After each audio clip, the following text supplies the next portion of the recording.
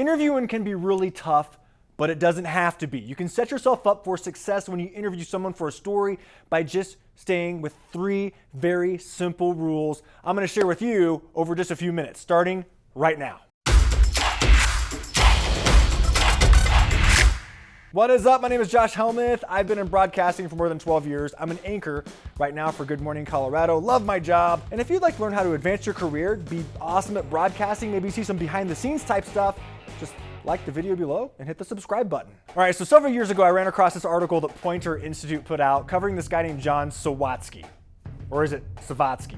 I'm gonna go with Sawatsky. I didn't know who he was, but I was instantly intrigued. Turns out this guy was a former journalist who was hired full-time at ESPN to teach their professionals how to become even better at interviewing their athletes, their subjects. This is the guy that's the brains behind the science of interviewing. And really, he only teaches 3 principles. He goes into detail, he goes into great depth, some details that I've learned over the years I'd like to share with you, but they're honestly pretty simple. Just follow these 3 simple rules and your interviews are gonna be so much better. You're gonna get so much more information. It's gonna make your stories so much more impactful.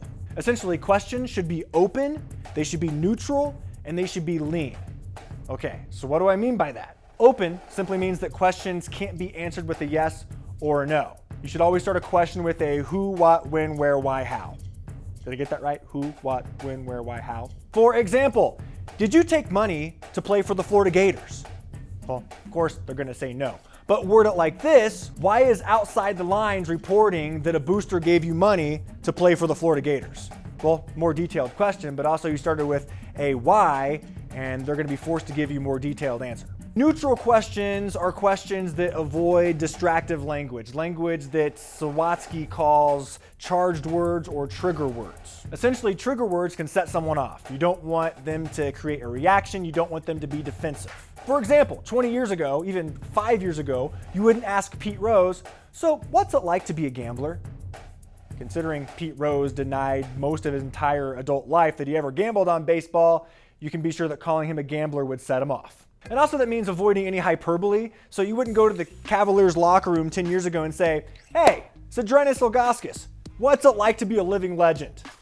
It's probably gonna at least snicker at you, at the very least, and give you a very understated answer, because the real legend in that locker room is LeBron James, right?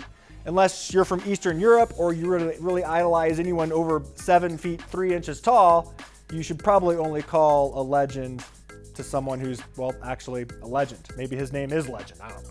And finally, lean questions means that questions are brief and simple.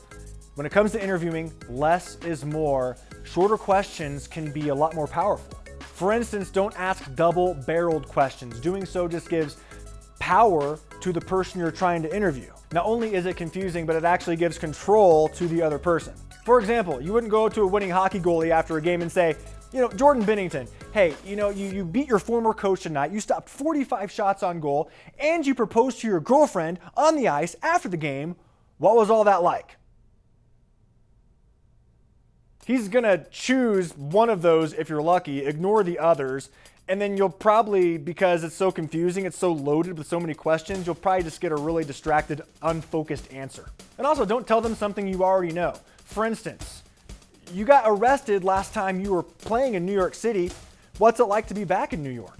Now, if their prior arrest is a big part of your story, don't mention it in the question, because now that you already mentioned it, well, they're not going to mention it in their answer. Your interviewee isn't going to repeat something you just said.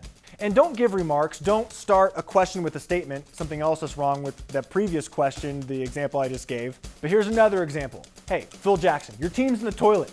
What are you going to do to get better? Okay, not only is that question starting with a statement that you don't really need, it's also probably a trigger word in toilet, probably gonna set off Phil Jackson, make him defensive, but just make sure that your questions are short. The more content, the less effective the answer.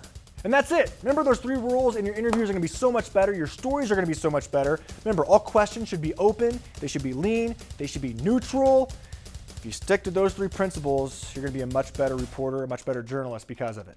If you like this video, please like below, subscribe. Would love to hear from you. Comment below. Let me know if you have any questions whatsoever. I'm here to help. I'd love to help you as much as I can. I don't know what I don't know, but I know a little bit about a lot. I'll try to answer as many questions as possible.